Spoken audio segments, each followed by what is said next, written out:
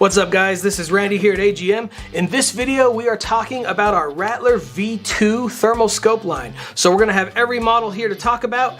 Just going to do a quick overview of some of the primary features and benefits you get with the Rattler V2, as well as talking about the differences between the Rattler V2 and the Rattler V1. So let's get right into it. One of the primary differences that's worth talking about between the Rattler V1 and the Rattler V2 is the size and form factor difference. So I have the Rattler V1 with me here, a 35mm option, and our Rattler V2 right here. You'll notice just right off the beginning here that the Rattler V2s are a little bit bigger than our Rattler V1s, but they still pack a lot of features inside the body. They're still compact, they're lightweight, but they are a little bit larger in size when compared to our Rattler V1 series. To start with the cap, we made some improvements over the cap design. It now folds in place, which is it's a small thing. I like to say that it's the little things that make kind of a big difference, but that's a really nice touch. You will just notice an improved cap design. You push a button to clip it out of the way and it folds out of place really easy. It swivels around left to right, and it's just an improved cap design. Maybe it's not a big deal to you, but a lot of guys can kind of, you know, sometimes caps break, sometimes they break off or they get in the way or they can snag. So that was just kind of a really nice touch that we added to the cap. Moving behind the cap, you'll notice that the focus knob is shaped a little differently than our Rattler V1. The focus knob now has these 3 high points in the knob, and to get the entire range of focus, it's roughly about a quarter turn.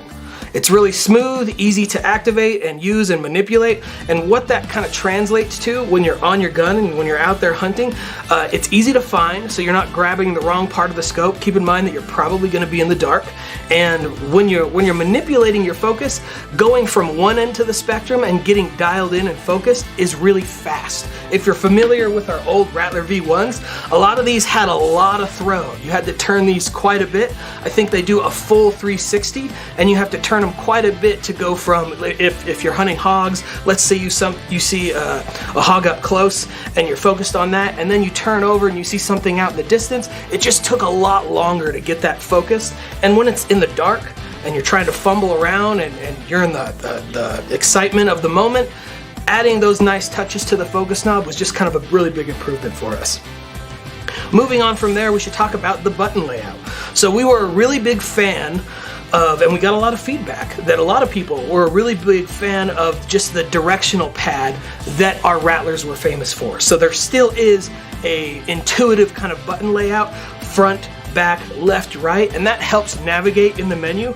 But outside of the buttons on top being more ruggedized, they also each have their own distinct, unique feel to them, so that if you're in the dark wearing gloves, it's a lot easier to navigate and feel and know which button your fingers are resting on. We actually also added this ridge in between the left and right button. Activating the menu is just holding down the menu button. You still get to cycle through color palettes. You hit your zoom button. Camera button's really simple. You just press it, or press and hold if you want it to start recording. You can press and hold the zoom button to get your picture in a picture display. So really simple, easy kind of button layout. We're really happy with it. Moving on from there, the eyepiece, really it's the same eyepiece, so you just get to adjust your focus of the screen itself inside just by adjusting this, but it's the same eyepiece and the same eye cups as our Rattler V1s. And then we should also talk about the American Defense Manufacturing mount. We still went with, because they're tried and true, we love them.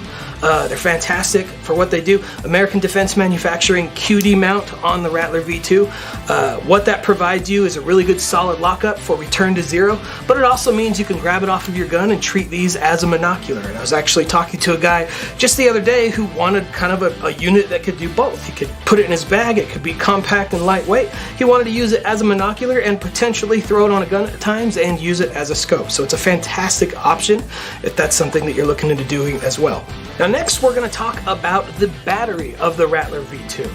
As opposed to our Rattler V1, we have a spring-loaded knob here. So you just twist it and open the compartment, and you'll notice that there's this little red tab inside. You'll just push it out of the way and your battery pops out like so. So on the body, on the note of the body, the reason we went with this battery and this compartment style is for actually quite a lot of reasons.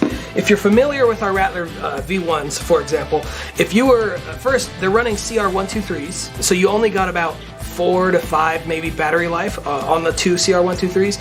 They're common, they're expensive, but they are common. You can find them anywhere. But changing batteries in the dark could be kind of cumbersome.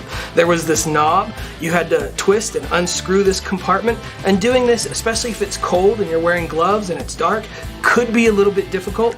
And then popping it open, you would have the two CR123s, and they'd have to be oriented correctly before they got put back in the unit, and then before you closed it up. So just changing batteries, especially if it was in the middle of a hunt at the nighttime, was kind of a pain. So to improve upon that, we started thinking about a lot of different things. The battery compartment as a whole being spring-loaded, you could just twist the knob and the whole thing just pops open. That's a big improvement, especially if it's something you need to do quickly and in the dark. Now, for the battery itself, we went with this block-style lithium-ion battery, and there are a number of reasons we went that direction. One obvious advantage over like 18650s was the battery life. We're getting about 9.5 to 11 hours, and I've even seen some cases where we get a little bit more, but you're getting a whole lot of battery life on one battery. But then ease of use took its factor in kind of the design process of this unit as well. To replace your battery, you just simply insert it and then press the door shut, and you're ready to go. So like there isn't any more cumbersome kind of fumbling in the night. To remove the battery, again, you just twist the knob, push the red lever, it pops out. To replace it, you just press a new battery in and shut the door. So like it's really fast, it's really easy to replace. You get 2 of them in the box, and the battery life on one battery is again 9.5 to 11 hours. And that's obviously depending on the kind of use that you're putting the unit through. But basically what we wanted was a battery that could last you the entire night with no issues. So that's what we provided, and that was the best avenue for us to do it that way. You get 2 of them in the box, so you can bring the spare with you in case one dies. And if you are worried about running an even more battery power, you still get the USB-C connectivity port here, so you can run a battery bank if that's what you choose to do. So you shouldn't have any issues or concerns about battery life or the battery running out on you. You can consider that more or less solved with the Rattler V2. We're pretty happy with it. Next thing that we need to talk about is the menu. When you navigate to the menu by pressing and holding the menu button, you'll notice that the user interface has been updated and simplified. We went with a more intuitive design with the user interface, and we think everyone's going to be pretty happy with it. Now, with that user interface, you still get your 5 reticle profiles, and within each 5 you have 5 subsets that you could save. And what that basically means is that you get 25 reticle saved options. So that means you're still good to go if you want to save a reticle profile and zero it for one firearm or caliber, and then a different firearm or different caliber that allows you to kind of use the same thermal device on multiple guns. You still get that option. If that's not your jam and you just want to use one, that's fine, but you also have multiple in there. So if you want to save more than one zero, that's also fine. So if you have a 100-yard zero, but hey, now you're going to go do coyote hunting and you prefer like a longer zero for whatever reason, you can just save a different zero into the menu here, and you'll be good to go.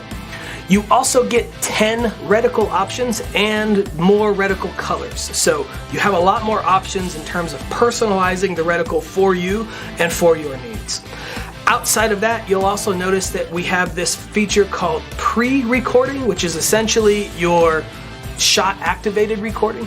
And what that means is that the unit will always be recording, and then it will start saving that rather than deleting it. It will start saving it the moment that it detects recoil. So for those guys that fumble around in the dark, can't figure out where your record button is, and you want to record your hunts, but you just want to put it out of your mind and not worry about it, just turn on pre-recording and you should be good to go, and you won't have any issues there. Outside of those additions, you'll also notice you have the ability now to turn on or off audio. The unit does record, and it also records audio. If you prefer not to hear yourself like I do on camera or in audio, you can just turn that off and you'll just get video feed. And outside of that, you'll just notice just a better user interface and more brightness, contrast, image settings, and overall just a more pleasing experience with the user interface and the menu. You still get Wi-Fi access and all of the things that you like, but we did kind of trim the fat and get rid of some of the features and simplify some of the features that you might be familiar with our Rattler V1s. Next thing we're going to talk about is some of the technical differences between the various models in the lineup. So I have here all 6 of our Rattler V2 offerings, starting with over here 19mm 256 resolution, all the way up to a 50mm in 640 resolution. There are some differences and some commonalities between all of them that's worth mentioning. One thing that all Rattler V2's got is a 12 micron sensor. So what that means, especially for your 384 models, as opposed to your previous generation, is that your base mag is a little bit higher on those 384, but the base mag is essentially the same on the 640 and the 256 resolution units. Everything is 12 micron, so you are going to get a little bit better image quality across the board. Another thing worth noting is that for our 384 and 640 resolution options, those have a sub 20 millikelvin sensor. And for those guys that understand this science stuff, what that essentially means is the unit's ability to differentiate and detect smaller temperature variation. What that equates to is more detail. So if you're familiar with our Sidewinder series or our Voyage LRF series, you probably have seen an update in the image quality, and that holds true for our 384 and 640 resolution units. If you're familiar with our previous 256 resolution units, we still have a better image quality at sub 35 millikelvin, but they also now have 50 hertz on their refresh rate. So for close to about $1,000, you can pick up a pretty adequate 256 thermal scope that'll probably do a pretty good job at detecting animals out to maybe 100, 200 yards, depending on if it's a small animal or a large animal or what you're hunting. And then you could spend, upwards of $4,000 and get something a little bit more premium. But we basically have a model in every flavor with a few various, technical differences between the two, or between them all. But generally speaking, improved image quality, sub 20 millikelvin on the higher performing stuff, 50 hertz and 12 micron across the board, something that we're pretty happy with, and we think you will be too. Alright guys, so that is it. That's basically the overview of the Rattler V2 thermal rifle scope. We didn't get into the nitty-gritty details, but that gives you an idea of whether or not you might be interested in picking up a Rattler V2 thermal scope. Basically, to kind of talk to that a little bit, if you're looking for a do-it-all, compact, lightweight, really simple to use, fantastic thermal rifle scope for the cost, the Rattler V2 is something I would absolutely recommend, and we're pretty happy and excited for it. We hope you are too. Obviously, if you have any questions or comments, drop them below, and if not, we'll see you next time.